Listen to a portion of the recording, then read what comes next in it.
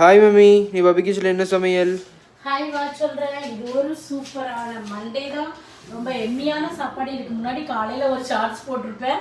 அதில் கமெண்ட் பண்ணுங்கன்னு ஒரு கமெண்ட் கூட வரல. சரி பார்த்துக்கலாம். ஆஸ் யூஸ்வல் சுட சுட சோறு. பயங்கர காற்று, கிளைமேட்லாம் வேறு மாதிரி இருக்குது.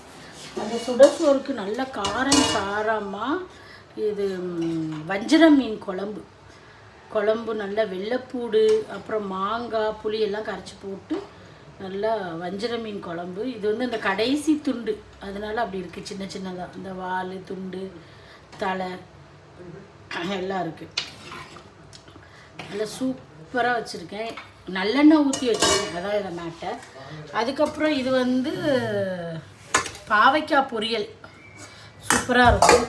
அதுக்கப்புறம் வஞ்சர மீன் நல்லா பெரிய பெரிய பீஸாக எடுத்து, இந்த மெயின் பீஸாக எடுத்து ஃப்ரை பண்ணியிருக்கேன். ஒரு 8 பீஸு ஃப்ரை பண்ணியிருக்கேன். ஆளுக்கு 2 விதம். லாஸ்ட்டாக உள்ள அவ்வளோதான். அதுக்கப்புறம் பிக்கிள் இருக்குது, தயிர் இருக்குது, எல்லாம் போட்டு சாப்பிட வேண்டியதான். லாஸ்ட்டாக அந்த மண்டை, அந்த லாஸ்ட்டு வால், அதுக்கு குட்டி துண்டு, இது எல்லாம் போட்டு குழம்பு வச்சுருக்கேன்.